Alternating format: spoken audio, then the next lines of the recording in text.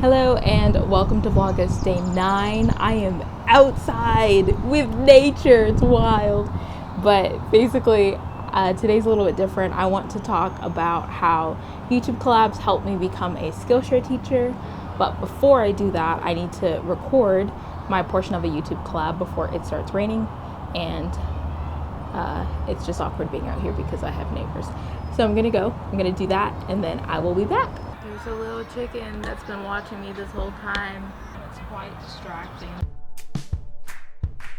So I'm going to start talking, but also there are some little kids, like they're really little, but they're watching me. It's making me nervous, and they might come over here. You might hear them in the background, but we move. It's fine. We need to start talking before it starts raining. This year I posted a video where I tried to become Twitter famous in a week, and I did it with a friend of mine, and that was the first YouTube collab that I've ever done, or I think at least. And this year I also posted my first and second and third Skillshare course, which is super exciting. And I feel like the two experiences are very connected. Doing YouTube in general gave me a lot of practice in the past year and a half, 2 years or so, with telling stories and talking to a camera and lighting things and all of that. But having to do it with another person, that's a whole nother level, because if my lighting is bad when it's just a video by myself, it's not that big of a deal. I mean, it is, like, I should do better, but you know, I can rationalize it, be like, oh, it's fine, it's just me.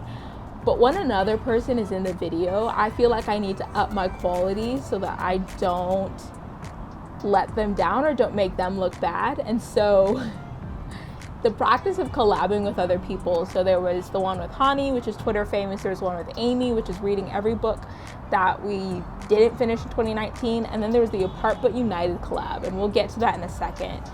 But doing all those different collabs really taught me what it looked like to pursue excellence with my YouTube channel. And from there, I was able to translate that into something bigger and something longer form in my Skillshare courses.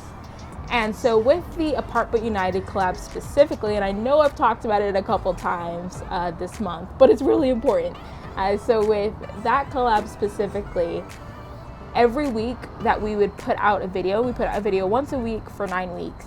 After every video went out, we would sit down virtually, obviously, and critique it.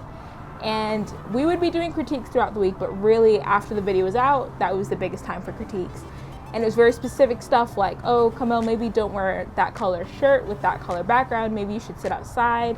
Maybe fix your microphone settings or adjust your lighting, or just all these different things. And from there, I learned a lot about little things that I can do to make my videos better, which is super important if you're going to be posting somewhere like Skillshare, where you're wanting your videos to feel very professional.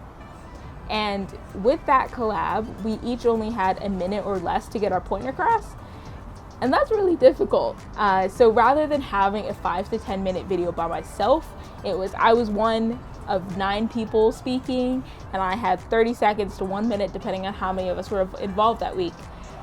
And that practice helped me speak more concisely, as you would imagine, and more clearly. And because we were from all over the world, I had to be even more conscious of my enunciation and making sure that I'm pronouncing things clearly so that everybody can understand me well.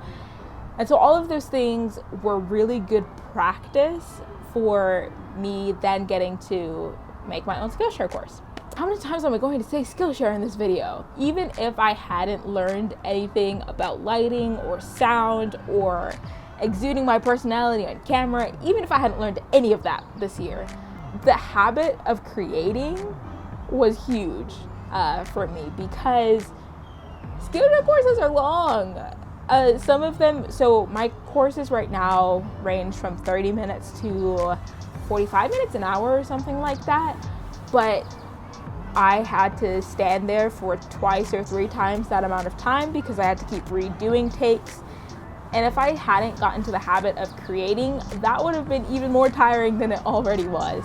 Basically, I built up creative stamina throughout all of this, which was super important. The same thing goes with having to edit the videos afterwards. It took me forever. I mean, not forever. It took me like 6 to 12 hours per course to edit, and I kept finding mistakes and I had to go back, and oof. It was after every course I was like, why did I do this? Why did I do this? / why couldn't I just do it all in one take, because this is too much.